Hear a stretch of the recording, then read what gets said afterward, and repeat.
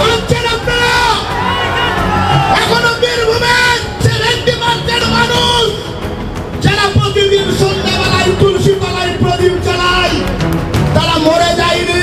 1 মাসের মধ্যে জেলা পরিষদ ভাঙচুর করবো কথা দিয়ে গেলাম। বদলে যান ভাইজান, ভাইজান বদলে যান। নানুর থেকে ঢুকতে দেব না, নানুরের রাস্তা থেকে ব্যারিকেড করে দেব। পাখির চোখ 2026-এর বিধানসভা নির্বাচন, আর নির্বাচন এগিয়ে আসতেই বাক সন্ত্রাসে উত্তপ্ত বঙ্গ রাজনীতি। বীরভূম ডিএম অফিসারের সামনে বক্তব্য রাখতে গিয়ে নাম না করে জেলা পরিষদের সভাধিপতি কাজল শেখকে আক্রমণ করেন বিজেপির জেলা সভাপতি ধ্রুব সাহা। পাল্টা আক্রমণ ছাড়াতে ছাড়েননি কাজল শেখও। শুধু তাই না, ধ্রুব সাহার সঙ্গে শারমিয়র তুলনা করেন জেলা পরিষদের সভাধিপতি। আপনি বলেছেন 1 মাসের মধ্যে জেলা পরিষদ অফিস আপনি ভাঙিয়ে গুড়িয়ে দেবেন। আপনার স্পর্ধা দেখে আমি অবাক হয়ে যাচ্ছি।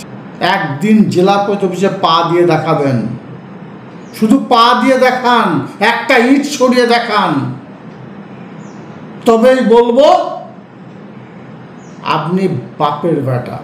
নানুর বিধানসভা নাকি ব্যারিকেড করবেন, আপনার আন্দাজ আছে? আপনাকে আমি চ্যালেঞ্জ করছি, যদি মানুষের বাচ্চা হন আমার চ্যালেঞ্জটাকে অ্যাকসেপ্ট করবেন। নানুর বিধানসভার বুকে, নানুরের বুকে 5000 বিজেপি সমর্থক নিয়ে একটা জনসভা করে দেখান, মানব আমি রাজনীতি করেন।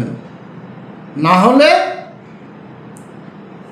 মানুষের বাচ্চা আপনাকে বলবো না, কুকুরের বাচ্চা বলবো। ধ্রুব সাহাকে ব্যক্তিগত আক্রমণ করে বিতর্কে জড়িয়েছেন কাজল শেখ।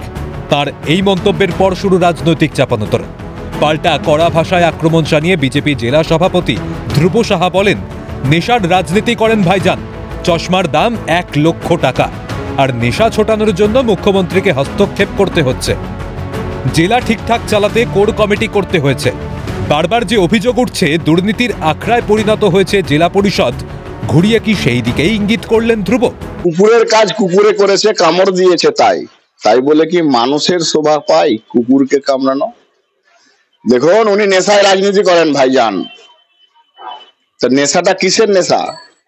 চশমার দাম 1 লক্ষ টাকা, আর এত নেশা উনি করছেন। সেই নেশা ছুটানোর জন্য মুখ্যমন্ত্রীকে বলতে হচ্ছে মিটিং থেকে, বিধান তুমি দেখে নাও, জেলাটা ঠিকঠাক চলছে না, তার জন্য কোর কমিটি করতে হলো। ফের বাক্যবাণে বিদ্ধ বঙ্গভূমি। ভোটের বাংলায় শুরু কুকথার রাজনীতি। ভাষা প্রয়োগের ক্ষেত্রে কেন লাগাম টানা যায় না, সেই প্রশ্নই কিন্তু উঠছে বারবার। ভোলানাথ চক্রবর্তীর রিপোর্ট, ক্যালকাটা নিউজ।